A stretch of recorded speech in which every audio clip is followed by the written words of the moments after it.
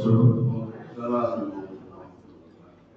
الحمد لله نحمده ونستعينه ونستغفره ونعوذ بالله من شرور أنفسنا ومن سيئات أعمالنا من يهده الله فلا مضل له ومن يضلل فلا هادي له أشهد أن لا إله إلا الله وحده لا شريك له وأشهد أن محمدا عبده ورسوله الذي لا نبي بعده. Amma ba'd.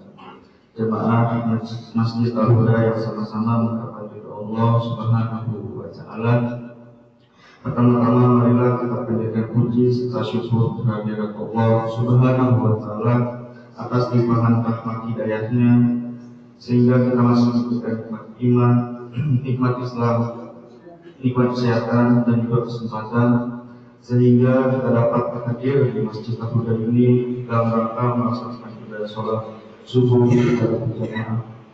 Selanjutnya salawat serta salam semoga selalu tercurah kepada junjungan kita panutan umat Islam itu Rasulullah Muhammad Sallallahu Alaihi Wasallam, juga bagi keluarganya, sahabatnya, tabi'un, dan kita sebagai hamba Allah dan pengikut beliau. Semoga kita selalu istiqomah dalam menjalankan sunnah-sunnahnya di akhir zaman. Amin amin ya rabbal alamin.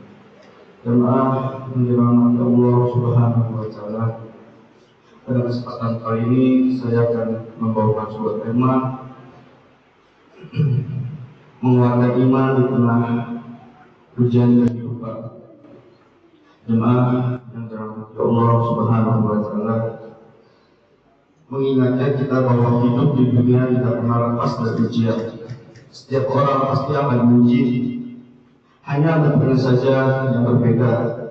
Ada yang diuji dengan kesulitan ekonomi, ada yang diuji dengan kesehatan, keluarga, pekerjaan, bahkan kegelisahan hati. Menguatkan iman berarti juga menjaga keyakinan kepada Allah agar tidak goyah, tetap percaya bahwa semua yang Allah tetapkan pasti mengandung hikmah walaupun terasa berat. Jamaah yang dirahmati Allah Subhanahu wa taala, yang pertama adalah ada ujian adalah kepastian dalam hidup. Allah Subhanahu wa taala berfirman, A'udzubillahi minasyaitonir rajim. Bismillahirrahmanirrahim. Ahasiban nasu ayyusraku an yaqulu amanna wa hum la yuftanun. Apakah manusia mengira akan dibiarkan mengatakan kami telah beriman sementara mereka tidak diuji? Quran surah Al-Ankabut ayat 2. Ayat ini menjelaskan bahwa ujian adalah tanda kehidupan iman.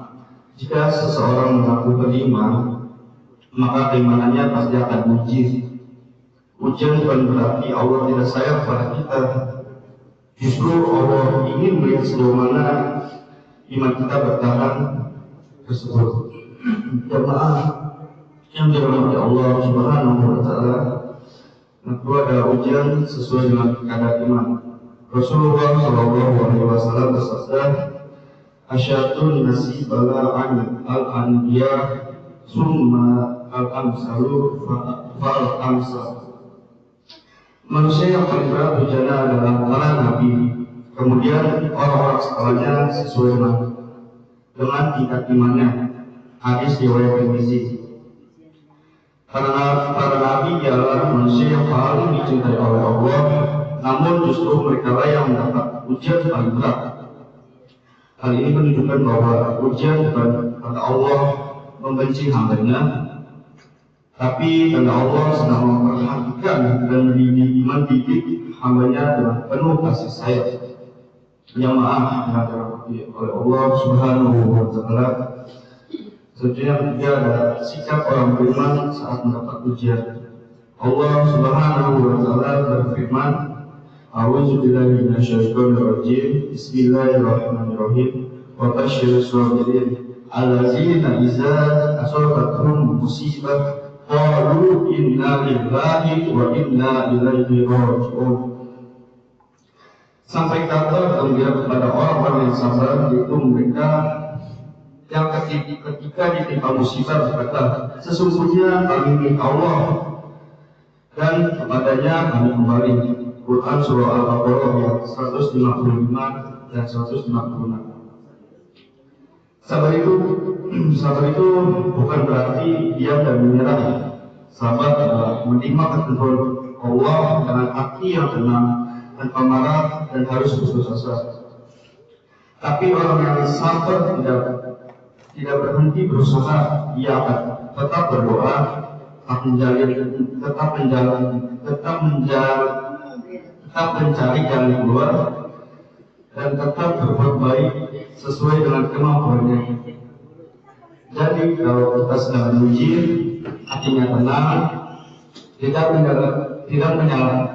menyalahkan Allah, misalnya berdoa, minta pertolongan kepada Allah, perbuatannya berusaha, tidak berpangku tangan. Nah, apa sih maksud dari perbuatannya berusaha tapi tidak berpangku tangan itu? Maksudnya orang yang beriman tidak hanya berdoa lalu diam saja. Ia tidak menunggu tanpa melakukan apa-apa walaupun sedang diuji. Ia tetap berusaha semampunya untuk memperbaiki keadaan. Contohnya seperti kalau sedang sakit, dia berdoa dan berobat. Kalau kesulitan ekonomi, ia berdoa dan bekerja atau mencari jalan yang halal. Kalau punya masalah, ia berdoa dan berusaha menyelesaikannya dengan cara yang baik. Jadi tidak berpangku tangan artinya tidak malas dan tidak mudah menyerah, tapi tetap bergerak dan berikhtiar sambil bersandar kepada Allah. Inilah sabar yang diajarkan oleh Islam. Sabar yang menguatkan iman, bukan sabar yang membuat kita berhenti bergerak.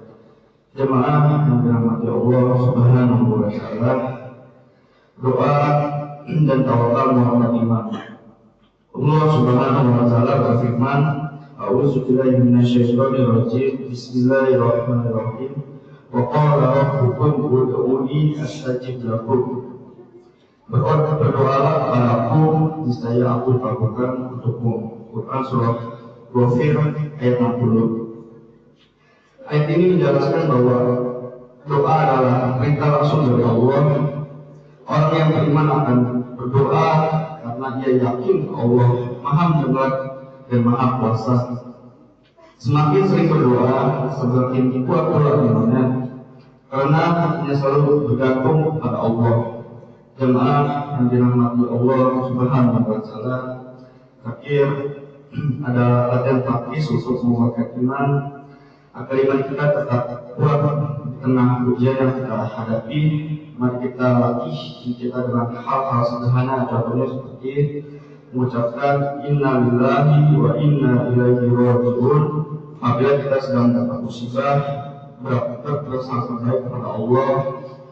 Sholat tepat waktu, walau kadang hati kita sedang merasa berat, memperbanyak istighfar dan sholawat, tidak mudah mengeluh dan putus asa, menjaga lisan dari marah ataupun putus asa. Jemaah yang dirahmati Allah Subhanahu wa Ta'ala, ujian hidup pasti datang kapan saja, tapi iman yang kuat akan membuat kita tetap berdiri. Bukan untuk jadikan setiap ujian yang jalan untuk semakin dekat kepada Allah, bukan sebagai alasan untuk menjauh darinya. Semoga Allah Subhanahu wa Ta'ala menguatkan iman kita, menampakkan dada kita, dan mengganti setiap kesulitan dengan kemudahan. Demikianlah yang dapat saya sampaikan. Kurang lebihnya mohon maaf. Assalamualaikum warahmatullahi wabarakatuh. Assalamualaikum warahmatullahi wabarakatuh.